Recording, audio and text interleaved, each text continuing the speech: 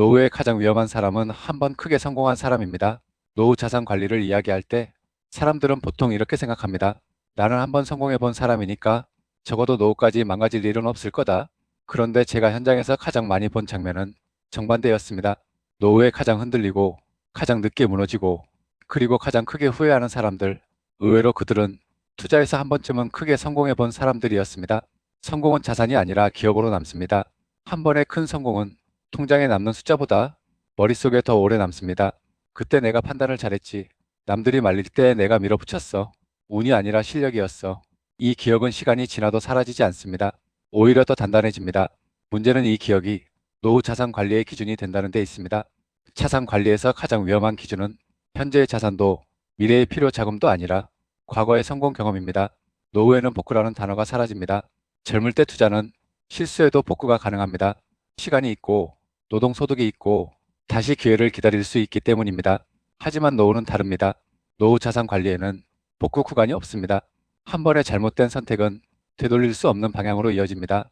문제는 한 번 성공해 본 사람일수록 이 사실을 받아들이기 어렵다는 점입니다. 그때도 다들 끝났다고 했지만 결국 다시 올라왔잖아. 이 문장이 노후 자산 관리에서 가장 위험한 문장이 됩니다. 다시 맞추려는 본능이 작동하는 순간 성공 경험이 있는 사람은 손실을 보면 단순히 돈을 잃었다고 느끼지 않습니다. 그들은 자기 판단이 부정당했다고 느낍니다.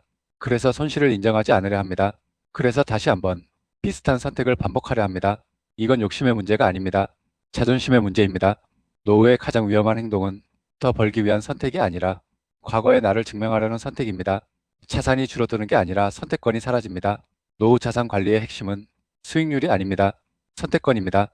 언제 쉴 수 있는지, 어디에서 살 수 있는지, 누구에게 의존하지 않아도 되는지. 그런데 한 번의 큰 성공을 경험한 사람은 이 선택권을 다시 키울 수 있다고 믿습니다. 하지만 노후에서는 선택권이 늘어나는 일은 거의 없습니다. 보통은 유지하거나 줄어들거나 한 번에 사라집니다. 노후의 성공 경험은 자산이 아니라 부담이 됩니다. 성공 경험이 없는 사람은 조심스럽습니다. 하지만 성공 경험이 있는 사람은 스스로에게 기대합니다. 나는 이 정도는 감당할 수 있어. 나는 예전에 이보다 더 큰 판도 해봤어. 문제는 노후 자산 관리에서 자신에게 기대를 거는 순간 리스크가 커진다는 점입니다. 노후에는 잘하는 게 중요한 게 아니라 실수하지 않는 게 중요합니다. 가장 위험한 순간은 확신이 생길 때입니다. 제가 본 가장 위험한 순간은 시장이 나쁠 때가 아니었습니다. 오히려 확신이 생겼을 때였습니다. 이번엔 다르다. 이번엔 구조가 바뀌었다. 이번엔 내가 아는 영역이다. 이 말이 나오기 시작하면 이미 노후 자산 관리의 중심은 계획이 아니라 감정으로 넘어간 상태입니다. 노후 자산 관리는 증명의 게임이 아닙니다. 노후 자산 관리는 내가 얼마나 잘하는지를 보여주는 게임이 아닙니다. 누구보다 빨리 맞출 필요도 없고 누구보다 많이 벌 필요도 없습니다. 그저 끝까지 무너지지 않으면 됩니다. 하지만 한번 크게 성공한 사람은 이 단순한 원칙을 가장 늦게 받아들입니다. 성공보다 더 중요한 건 그만둘 수 있는 용기입니다.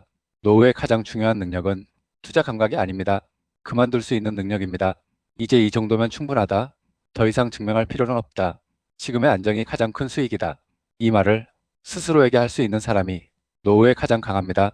노후에 가장 위험한 사람은 한 번 크게 성공한 사람입니다. 이 말은 성공을 부정하는 말이 아닙니다. 성공을 끝까지 끌고 가려는 태도가 위험하다는 이야기입니다.